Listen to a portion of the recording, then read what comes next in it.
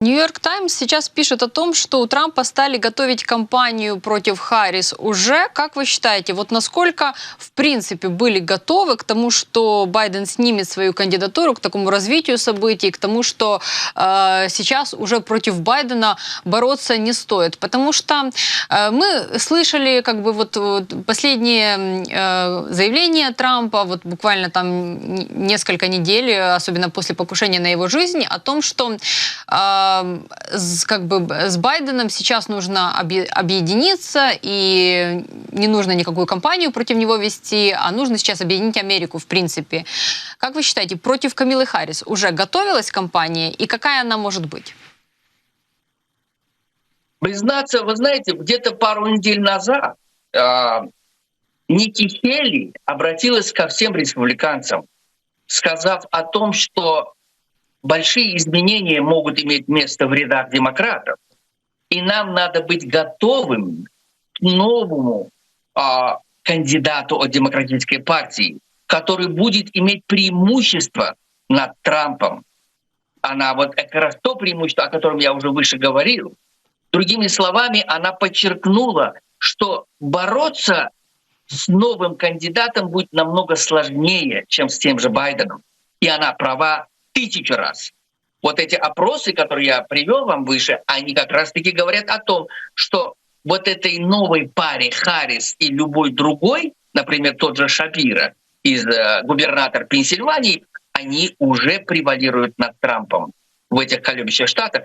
Это говорит о том, что предстоит серьезнейшая работа. Единственное оружие Трампа — убедить обывателя голосовать именно за Трампа и его напарника — это подробнее говорить, как он собирается менять как внутреннюю политику, так и внешнюю. Не общими словами. Вот я был бы по-другому, пятый. Нет.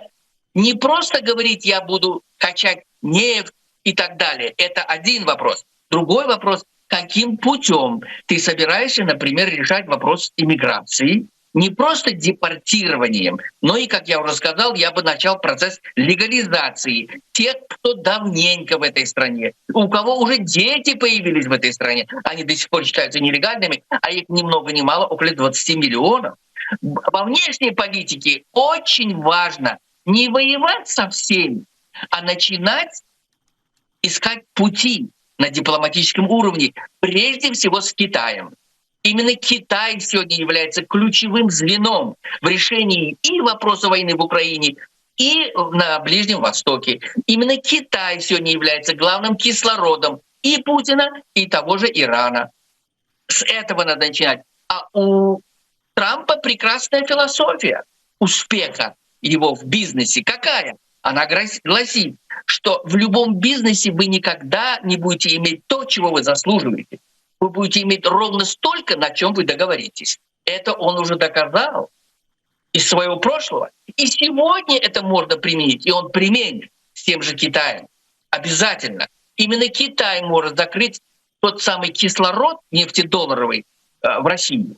И конец. И поставить условия вместе, например, с Трампом перед Путиным. Не уйдешь за 24 часа или за неделю, пусть будет неделя, за границей 91-го года, мы дадим Путину то оружие, прошу прощения, Зеленскому, то оружие, которое просто уничтожит путинский режим.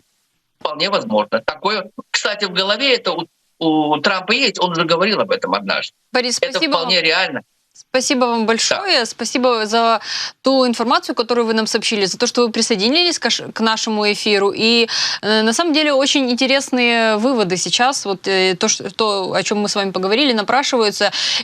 Благодарна вам за то, что вы присоединились к нам. Борис Пінкус, американський політик, лідер республіканської партії 45-го округу з Нью-Йорка.